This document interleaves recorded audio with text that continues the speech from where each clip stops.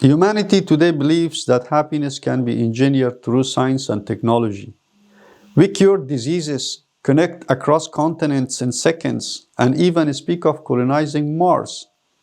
And yet, wars rage on. History shows us just how true this is. The 20th century was defined by two conflicts alone, the First and Second World Wars, that resulted in an estimated 85 and 207 million deaths, accounting for 3/4 of all war deaths since 1800s. And while the 21st century has seen fewer catastrophic interstate conflicts, the number of ongoing armed conflicts has increased to over 150 per year. Weapons more powerful than ever are built in the name of security.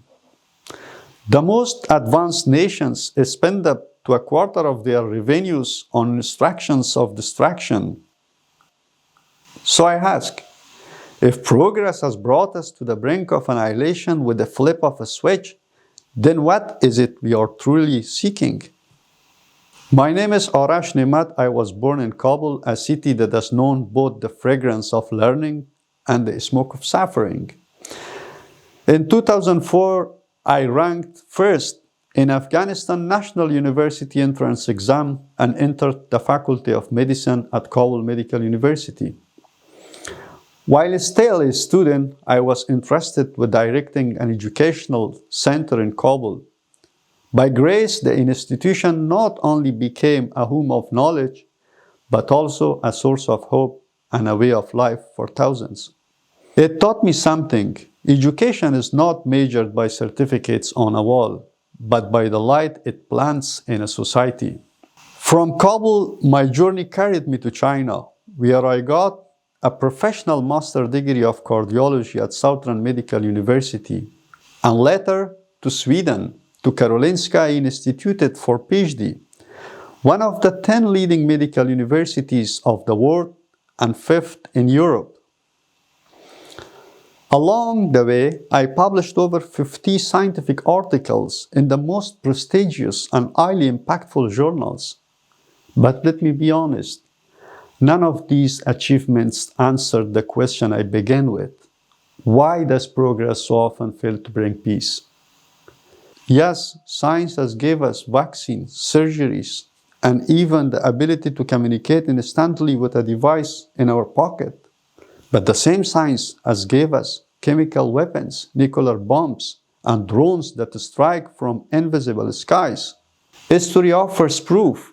The same century that gave us penicillin also gave us Hiroshima. The same laboratories that unlocked DNA also manufactured nerve gas. Today, artificial intelligence promises to heal industries, but also threatens to deepen inequality and even wage wars beyond human control. What does it mean when the greatest famines of the last century were not caused by drought, but by government policy? Famine in Soviet Union, including Holodomor, claimed between 5 and 8 million lives and were the direct result of policies like collectivization of agriculture. The Great Leap Forward famine in China was the world's largest, with estimates of direct mortality ranging from 15 to 30 million people, and was overwhelmingly the result of social engineering. The famine in Gaza, affecting hundreds of thousands of people at least, was not caused by droughts or natural disasters, but by human interventions and forced blockade.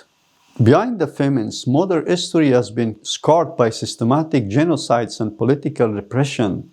The 20th century saw mass killings under communist regimes, with death toll estimates ranging from 10 million to as high as 148 million.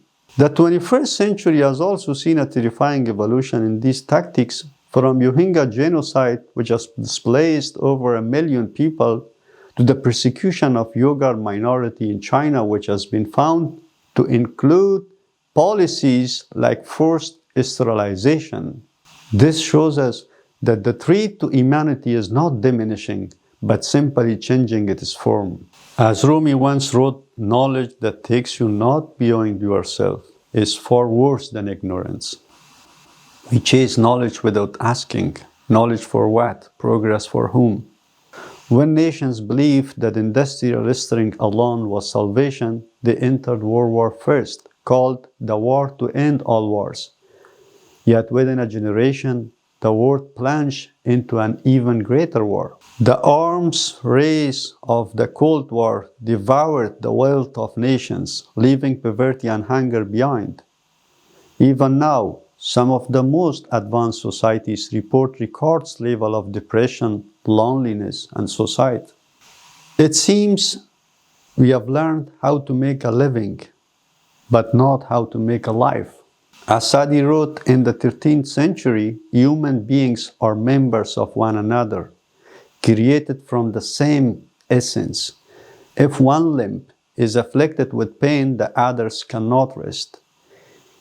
He who feels no sorrow for suffering of others deserves not to be called human. And yet our modern system rewards competition, isolation, and consumption while ignoring the truth Saadi revealed centuries ago. Without empathy, there can be no humanity. So, what then must be done? According to the UN Secretary General's recent briefings, the global military spending is approximately $2.7 trillion, while the Sustainable Development Goals funding gap is surrounding $4 trillion, meaning that just a 10% shift from the global military budget would be enough to fund the majority of Sustainable Development Goals, including ending global hunger. The answer is not to abandon science, but to anchor it, to root progress in something deeper: conscience, compassion, and justice. Science without conscience is a knife without handle. It cuts the ants that wields it. Technology without self-knowing is a fire in the hands of a child. But when anchored in a higher values, these same tools become bridges, medicines, and poems written in code. Our crisis is not the lack of science, but the loss of remembrance. We are forgetting who we truly are. In chasing the stars, we have neglected the soul. But without the soul, even the brightest stars lose meaning.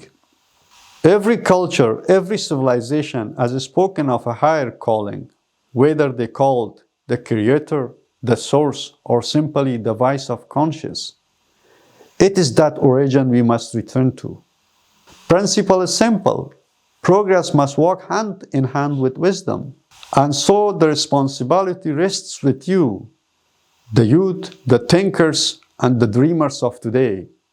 You are the ones who must ask not only can we, but also should we. Not only how fast, but also why.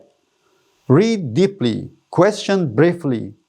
Let your education not only fill your mind, but also awaken your conscience. Carry this illumination forward until peace and justice are not the privilege of few, but inheritance of all. Share knowledge, share compassion without calculation. If these values are embraced, nations long left behind can rise, not by imitating the mistakes of others, but by leading with a vision that unites science and spirit, reason and empathy. The wounds of societies can be healed, and both outward and inward peace restored. My journey until here is a small example of what is possible. But this achievement means nothing if it does not inspire a generation to remember. Progress without purpose is delusion, and peace without justice is impossible. The true legacy we must seek is not to conquer outer space, but to find harmony within human heart. My friends, humanity has built machines that can erase cities in seconds, but humanity has also been gifted hearts that can rebuild the world with love. The question is, which will we choose? Thank you so much.